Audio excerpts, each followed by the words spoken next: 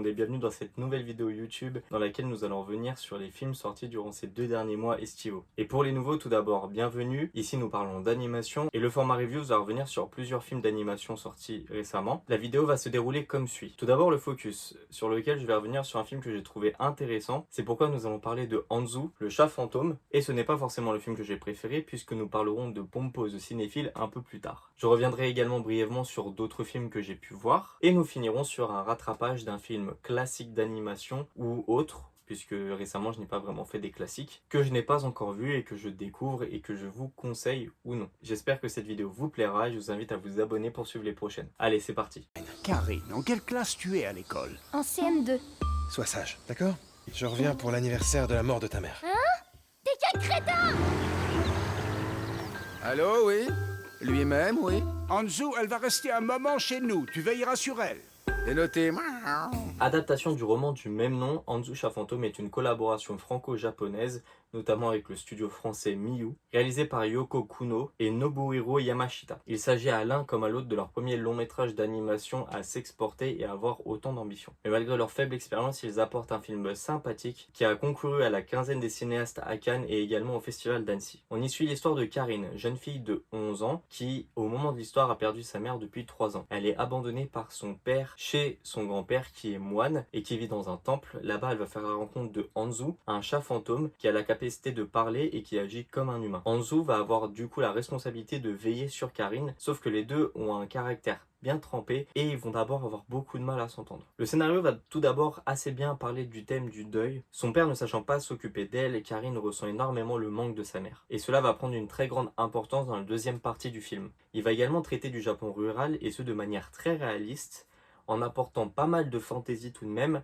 mais en faisant ça comme si c'était tout à fait normal. Le scénariste a travaillé pendant 6 ans sur le film afin d'apporter un maximum de complexité au personnage. On retrouve dans ce film une inspiration claire à Totoro, notamment au travers du personnage d'Anzu, une sorte de yokai. Il y a d'autres yokai d'ailleurs dans le film, et cette référence de toute façon est citée par la réalisatrice elle-même.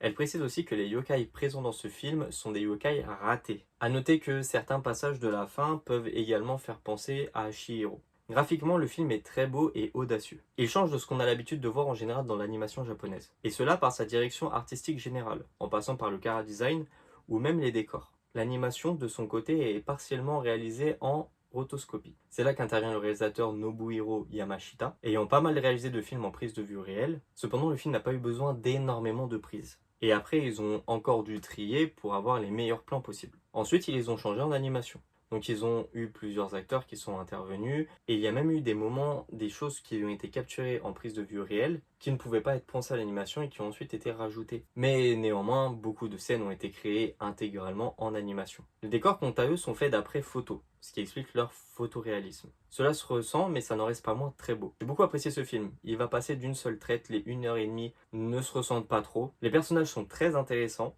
Les enfants étant la cible principale du film, l'humour est d'abord destiné envers eux. Pourtant, il n'en reste pas moins amusant à certains passages, même pour un adulte. Les thèmes sont abordés de façon intéressante, bien que c'est quand même assez rentre-dedans. Pour moi, personnellement, c'est vraiment sur le plan esthétique qu'il m'a tapé dans l'œil. Je trouve le travail sur les décors par l'artiste français Julien Demanne somptueux. C'est un film qui n'essaye pas d'en faire trop, esthétiquement très joli, avec un scénario simple, mais qui va faire énormément de bien. Le film ne connaît pour le moment pas un grand succès, c'est pourquoi je vous encourage, si vous en avez encore la possibilité, à aller le découvrir dans les salles, il en vaut vraiment la peine. J'ai à vous parler, Grou. Votre famille est en danger. Quoi? Maxime le Mal s'est évadé de prison. Je reviens me venger, Grou. On doit vous amener dans un endroit sûr. Malgré une direction artistique, une modélisation, une animation qui ont fait la renommée du studio, Illumination se contente ici du strict minimum, avec un film très moyen, ennuyeux par moments. Bien sûr, il conviendra davantage aux enfants. Mais passant après Mario, que j'ai plutôt apprécié, et le très bon Migration sorti l'année dernière, je m'attendais vraiment à beaucoup mieux. Alors, je suis pas un fan de la saga Moi Moche et Méchant. Je n'ai vu que le premier film, il ne m'a pas vraiment marqué. J'ai vu aucun autre film, j'ai pas vu Les Mignons et je ne suis pas un grand connaisseur du studio Illumination. Mais je me permets tout de même de vous donner mon ressenti sur ce film. Certaines vannes vont fonctionner, mais vraiment par rapport à tout ce qu'il y a dans le film, c'est vraiment trop peu. Sans compter la mise en avant des super mignons qui n'ont aucun intérêt dans l'histoire et qui sont là seulement pour un aspect marketing. Bien qu'ils soient présents à la fin, ils n'ont aucune utilité et ne changent absolument rien aux conséquences de l'histoire. Comme je vous ai dit, je suis pas la cible. Peut-être qu'un fan qui a aimé les 3 précédents films et les films des Mignons aimera ce film-là. Moi, pour le coup, je suis complètement passé à côté, mais je pense qu'il devrait plaire aux enfants. Donc si vous voulez y aller en famille, vous pouvez y aller, il n'y a aucun problème. Je sais pas ça fait combien de temps que j'avais pu le truc derrière. Attends-moi ici, Junior. J'en ai pas pour longtemps. Hein? Oh. Tu as faim, petit bonhomme? Avec sa 3D soignée, son humour constant, Garfield est un film qui vaut la peine d'être vu. Alors, je vous dirai pas forcément au cinéma, mais pourquoi pas. On est sur une histoire originale du célèbre Charou qui devra faire équipe avec son père qu'il a abandonné quand il était petit. Malgré quelques longueurs, le scénario est plutôt intéressant et possède quelques bons rebondissements. L'humour ne marche pas toujours sur moi, surtout quand c'est Garfield qui fait ses monologues. Mais bon, il y a quelques blagues qui font mouche, il n'y a pas de souci là-dessus et ça a même marché en général sur pas mal de monde dans la salle. Ce qui marche le plus, ça va surtout être les gags visuels, notamment tout ce que Audi va faire en arrière-plan pendant que Garfield fait ses fameux monologues. Donc soyez vraiment attentifs à Audi en arrière-plan, c'est vraiment pépite. L'animation et la modélisation, sans être incroyables, font complètement le travail. La réalisation, pareil, elle n'est pas très originale. Elle a le mérite de parfois prendre des cadrages qui ressemblent beaucoup à la BD pour faire un hommage au média original de Garfield. Et la direction artistique va se démarquer à 2 moments. Le premier, c'est au début du film, lorsque Garfield bébé est abandonné et qu'il y a une scène dans la brume.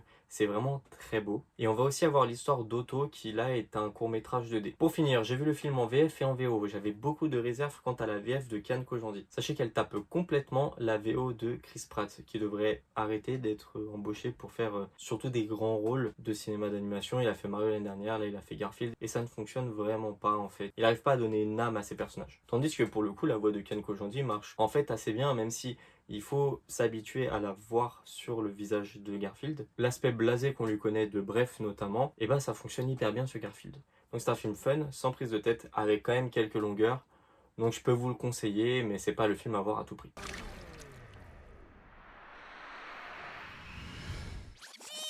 Je veux que ce soit toi qui réalise mon film. Je compte sur toi, monsieur le réalisateur.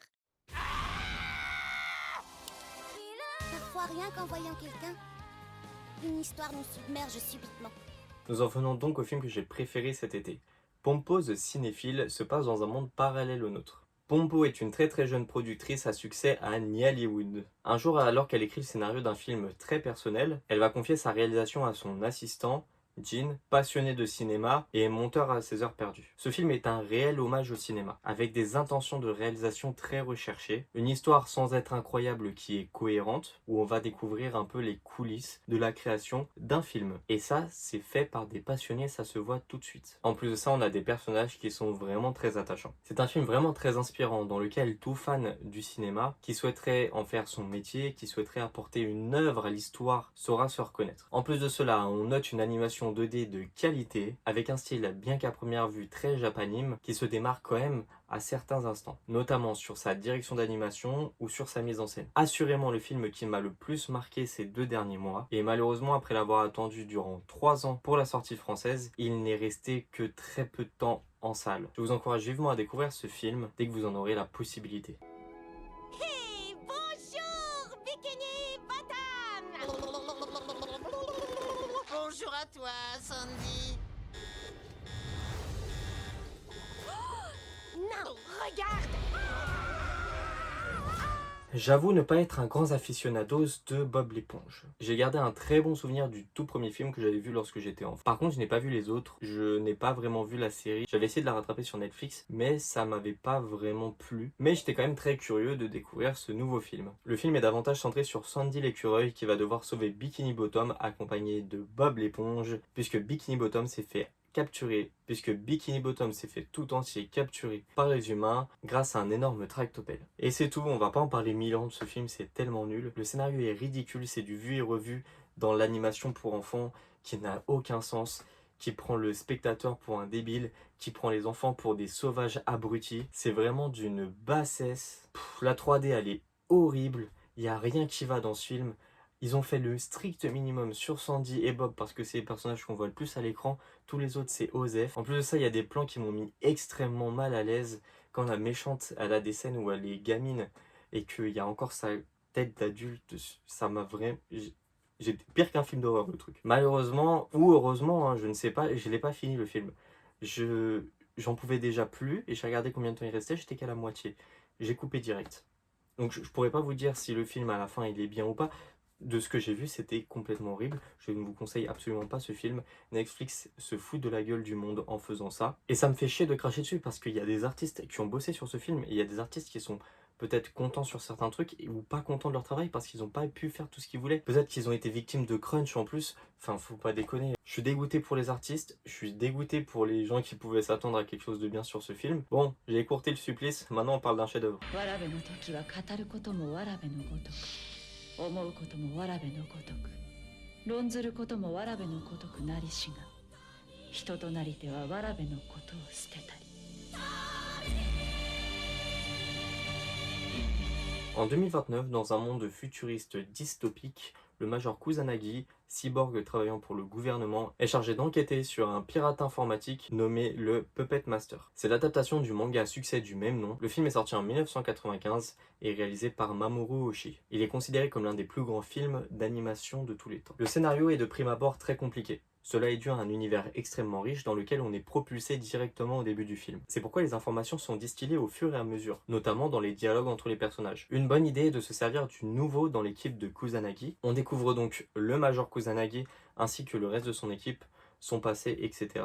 par les yeux de ce nouveau coéquipier. Ça reste même un peu perturbant quand le Major s'adresse à Batu et lui explique certains trucs sur la façon dont elle a de fonctionner, en sachant qu'il est son coéquipier de longue date et que du coup il est censé déjà la connaître. Mais en soi ça reste anecdotique et c'est forcément nécessaire pour la bonne compréhension du scénario. Au passage, j'apprécie beaucoup la relation entre les deux personnages. Batu semble considérer le Major comme une petite sœur. Il est présent pour elle, à l'écoute, et lui apporte parfois des réponses. C'est notamment le seul à être en mesure de la recadrer lors de leur mission, alors que c'est son supérieur. Ce qui montre l'importance qu'ils ont l'un pour l'autre et la force de leur relation. Il est aussi son confident lorsqu'elle a ses crises existentielles. Propos très important de l'œuvre, le Major va chercher à savoir si elle est légitime à être considérée, traitée comme une humaine, en sachant qu'elle est complètement robotisée au jour d'aujourd'hui. Il faut quand même attendre la moitié du film pour avoir toutes les clés, pour comprendre tout ce qui se passera après, simplement en écoutant et en regardant. Mais il faudra cependant être vraiment très attentif, déjà pendant cette première moitié, mais pendant la totalité du film. Honnêtement, on peut très facilement être perdu, et j'ai eu la chance de pouvoir revenir plusieurs fois en arrière. Après, je pense qu'en le voyant en salle, c'est quand même une autre expérience, et on devrait moins être perdu par les dialogues. L'univers est riche par son scénario, mais également par son visuel. D'abord par son chara-design regorgeant d'énormément de détails, autant au niveau du visage que des tenues. Les décors sont incroyables de réalisme, avec cet aspect crade typique de la dystopie. L'animation, elle aussi, est très détaillée. Prenons exemple sur la scène du marché. À savoir que de base, l'animation japonaise est synonyme de contraintes budgétaires et économie de travail. C'est pourquoi en temps normal, les plans de foule sont des plans fixes, avec très peu d'animation à l'intérieur, et même quand il y en a, ce sont juste des petites pauses clés qui seront animées très grossièrement. Ici, dans la foule, chaque personnage est animé, et c'est vraiment très détaillé dans l'animation. À un moment, nous avons une séquence contemplative qui dure pas moins de 3 minutes, et la quantité de décors et d'animation présente durant cette séquence est impressionnante, et toute fourmille d'énormément de détails. Tout cela est notamment approfondi grâce à l'ambiance musicale très sombre qu'il y a à ce moment et qu'il y a dans l'ensemble du film. C'est une ambiance musicale vraiment très anxiogène. En bref, ce film assez sombre et compliqué est une merveille et il doit clairement être vu. Le mieux ce serait de le voir en salle. Si j'ai un jour l'occasion de le voir au cinéma, j'irai direct. Vous pouvez le voir si vous appréciez l'animation japonaise, mais si jamais ce n'est pas vraiment votre fort, ne vous inquiétez pas parce que la direction artistique apporte quand même quelque chose qui devrait plaire aux occidentaux. Merci infiniment à tous ceux qui sont restés jusqu'à la fin, j'espère que la vidéo vous aura intéressé, j'espère vous avoir donné envie de regarder certains des films que j'ai traités, mais évitez Bob l'éponge. Si la vidéo t'a plu et que tu ne veux pas rater les prochaines vidéos, je t'encourage à t'abonner, et tu peux aussi laisser un like, un commentaire et partager la vidéo, afin de m'encourager dans mon travail et à me rendre plus visible sur la plateforme. Je te remercie beaucoup et à la prochaine.